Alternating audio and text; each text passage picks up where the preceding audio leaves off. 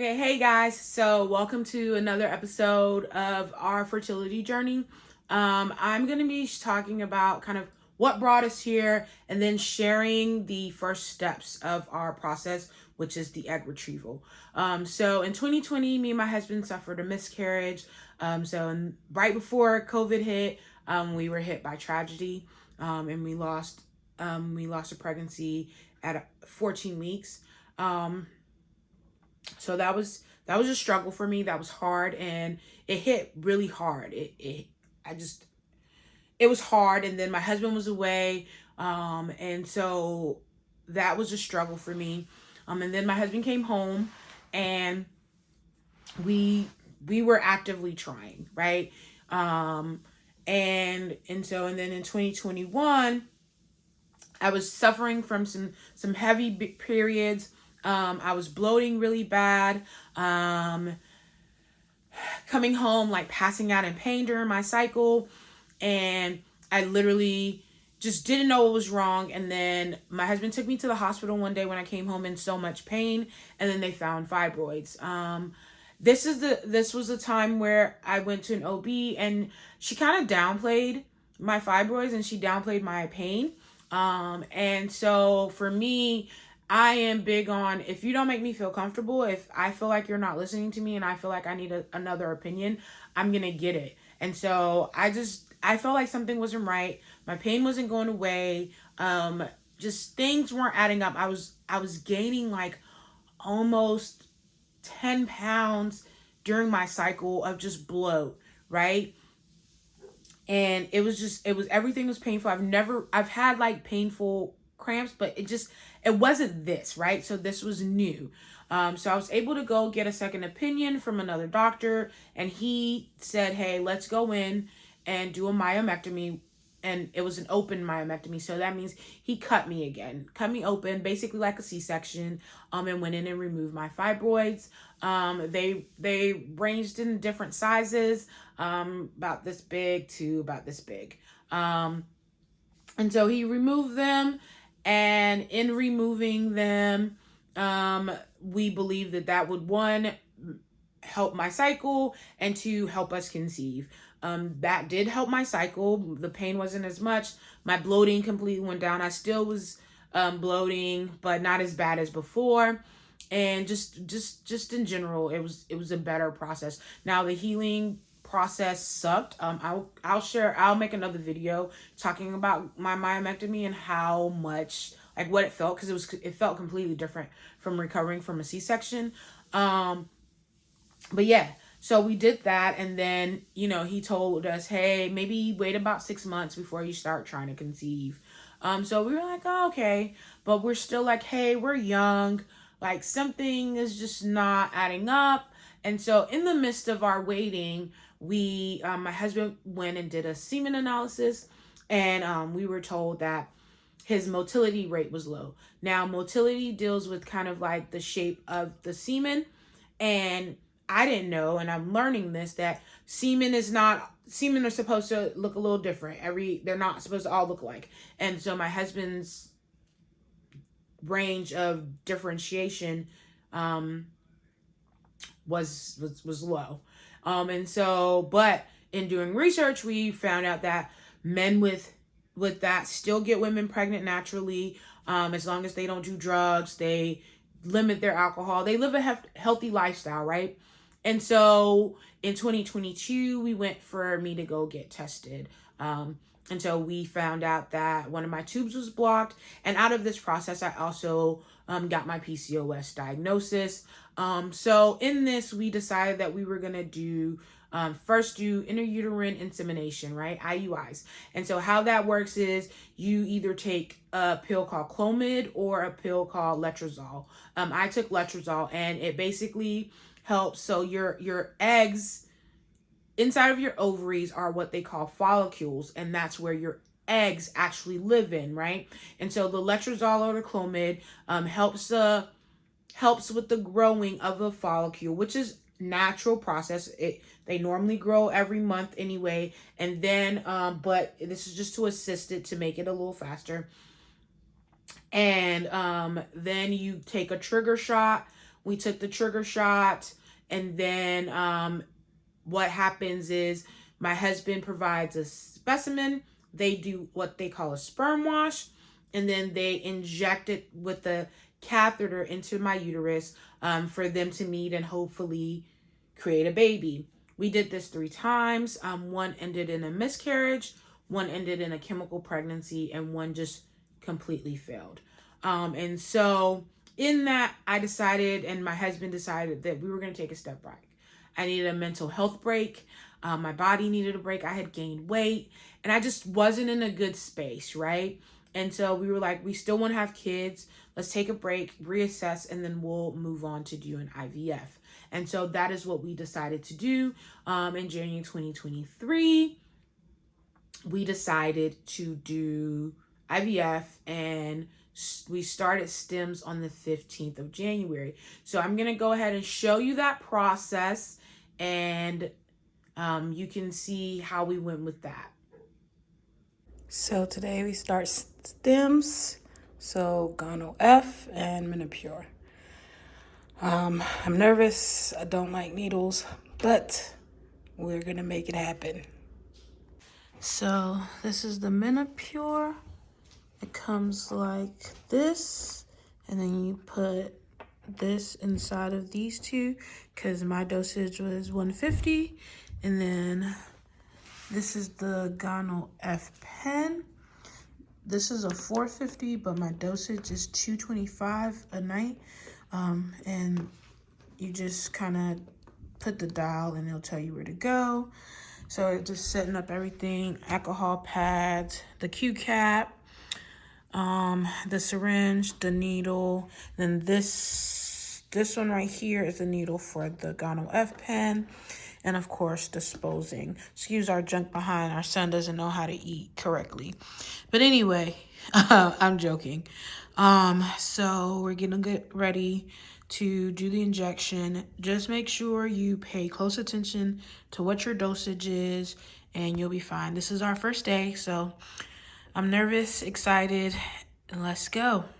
Hey guys, so this is my husband prepping the area with an alcohol wipe, and then measuring where he was going to go in. I realized we didn't record Gonal, but it's okay. It's pretty much the same process. He's flicking out any air bubbles. And again, like I said, I am not big on needles. So him doing this made life a lot easier.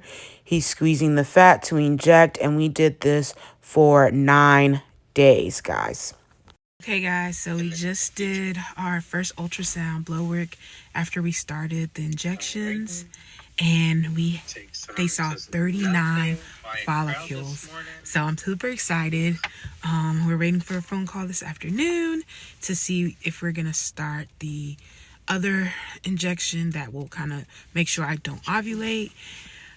Lord, this is such a blessing. We're super excited. He's supposed to be at work right now, but oh guys. Okay guys, so we just got the call. They want us to start this one. It's called Zetro Relics. And so this is the one that basically tells my brain not to ovulate. They found 39 follicles, and then 16 of those were actually measuring above where many women measure at this. So we started Gonal and Menopur on Sunday. It is now Thursday. We haven't taken the Gonal or Menopur today. We'll take that this evening. But my eggs and my body is responding very well and very quickly. It's exciting, but it's also nerve-wracking. I'm very nervous. I was just told no working out. The only thing I can do is walk. My pelvic is very painful because, of course, my follicles have grown, and it's not just one, so my ovaries are now enlarged. My back hurts. My bum hurts, my butt, that hurts, and I'm tired. But I'm also super excited that everything is just going so well. So we're gonna take this now because they want us to basically take it. So it's kind of like Menopur, but it's only one vial and everything's pre-mixed. And then we'll mix the vial and the syringe, and then and it's gonna go in my abdomen. And then because we have to my follicles are growing so quick, this is an emergency one today, and then starting tomorrow we'll start taking this one in the morning, and then we'll take the Menopur and the Gonal in the evening like we have been, but my dosages have been decreased. Honestly, that's a blessing because as I've talked about before, these drugs were not cheap, and we paid out of pocket for everything. Well, not everything. So TRICARE covered every other drug to include this, except for Gonal and Menopur. So we paid out of pocket for those two. And so it's a blessing because we have more than enough meds. And so I'm super excited and nervous, but I'll see you guys. We have a follow-up appointment on Saturday, so I'll see you guys then and let you guys know what's next. Bye. So this is my husband giving me the injection that morning. Second. So day 7 of monitoring and stems. So let's see. Hey guys, so we just got the call to trigger. So we're gonna trigger tonight, and then so tonight, this is Tuesday, and our retrieval will be on Thursday. So tomorrow I'm gonna go get my nails taken off. I was gonna get them taken off anyway, so this is perfect. And then I have blood work tomorrow morning, and then we take the azithromycin, I believe that's what it is, tomorrow night, and then we do the procedure on Thursday. I am sore, I'm swollen, I'm bloated, my body aches, but the end result is going to be all worth it. So I'm excited, I'm nervous, I'm all between, but I can't wait. So next time you see me will probably be either retrieval day or after retrieval day. We'll see when I feel like recording. So we got my IV in and talked to the anesthesiologist. So, so then we're gonna go back soon. Well, I'm gonna go back soon. He's gotta wait in the waiting room. And yeah, we'll know how many eggs we got and all that great stuff pretty soon. I'm excited. You excited? Yeah, I'm excited. And I'm nervous. I'm excited. I'm just hoping everything goes as planned. My husband's over here saying random stuff. Anyway, yeah. So let's get it. Bye, guys. So what I don't share in that video is that something scary happened the day before my egg retrieval. I was hit by a hit and run driver here in Virginia. And so my concern then was that my eggs were gonna either release, I was gonna ovulate on my own because of the impact, or it was gonna create an ovarian tertian, which basically means my ovaries are gonna kind of turn on themselves, and if not treated quickly, it could lose blood supply, and in turn, I could lose my ovary. But I really prayed a lot that night, and I Lord God, we've come this far, please. So I had 45 follicles, and then the video that I have for getting ready to go to my egg retrieval, it's cut for Instagram. I don't know why I didn't record it for this, but I had 45 follicles, which produced 36 eggs, which in turn produced 18 embryos. So how that worked is I had to get my nails taken off, and then no lotion, no makeup, my hair could be slicked back, and no perfume that day. So this was the 26th of January. We went to our clinic, the Shady Grove Clinic in Richmond, and you basically go under anesthesia, and they put you to sleep.